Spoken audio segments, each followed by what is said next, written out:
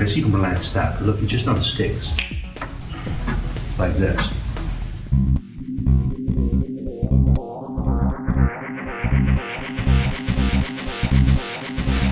Hi there, this is James Tripp. This is a video for James Tripp Chaos Wave. We are back now with part 4, the fourth part, the concluding part of this hypnotic handstick tutorial. If you haven't watched parts 1 to 3, obviously it's going to make sense to do these in the right order. I'm going to compile them all into a playlist so people can go through them as in the sequence that they're intended to be in the future.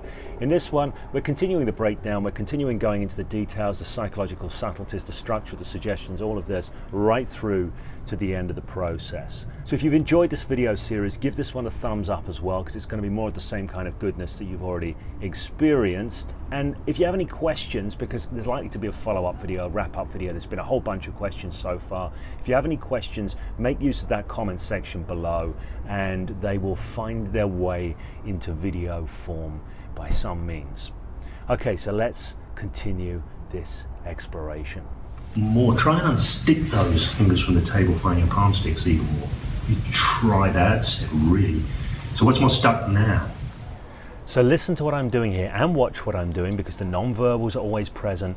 I'm saying try. I'm emphasizing the word try, because when you try implies difficulty. Try implies struggle. Try does not imply success, at least not yet. So I'm emphasizing the word try, which is a classic word. And I'm also using an embedded command, stuck now, which is a classic embedded command, analog marked stuck now, because that is what I want to manifest. So what's more stuck now? The heel of my palm. Right, the heel of your palm.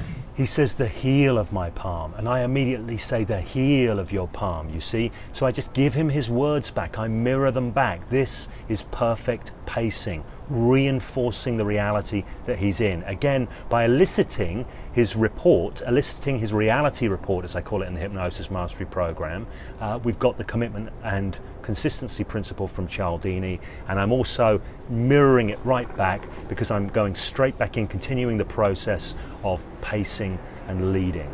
Right, the heel of your palm. Right, really try and unstick that from the table. Really try and unstick. Really try. Really try. So here I'm just continuing to emphasize it. Really try and unstick. Really try and unstick.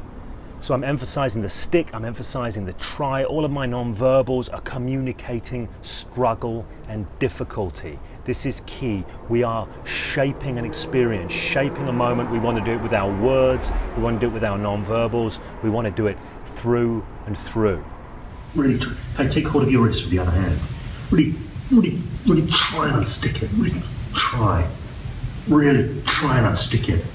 So here I'm just going on to really emphasize the phenomenon by having him take hold of his wrist with his other hand and then try and unstick it with that one. Now watch again, the whole time I'm pantomiming everything. I take hold of my own wrist and I pantomime the struggle. I show non-verbally, because non-verbal communication is always more powerful. It always bypasses the critical faculty way more effectively, because the critical faculty works with logic, works with language, doesn't work with these kind of non-verbal elements of communication. So it's a much surer route to the unconscious mind if you use that conscious-unconscious mind model. That's a curious thing. Okay, so you can relax that, but look, it just unsticks. Like this. So here I just say that's a curious thing. It's a curious thing. Now I often lean more into this because I like to evoke curiosity. Curiosity is a very powerful state of attention.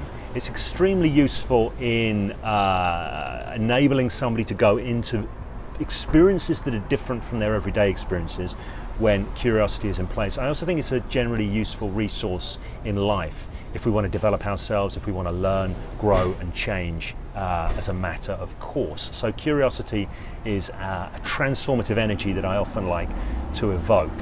So last thing here, closing the process down. When you take somebody out of their everyday experience into a different experience, it seems reasonable to take them back again. So I do this super simply because I have this without trance approach. I'm not doing a trance induction. I'm not using this heavy frame of deep hypnosis. There's nothing deep to count somebody out of. So I can close the process down very rapidly. So I do this by already starting to suggest relaxation. I say, you can just relax that off there, and you'll find it just releases now. And I often do this, I do these bits, I create these moments, releasing sticks, and I say you'll find it just releases, and I build this moment of anticipation in my action now, and I create the moment. Now, I do this a lot in other places. If you see me tying sequences together using the hypnotic ladder, this kind of thing, I create moments of meaning, moments of transition. And once again, unsurprisingly, given the emphasis on this throughout this video, I prefer to do this with a big non-verbal element. I set that up, and you'll find that it just continues to stick until that's it.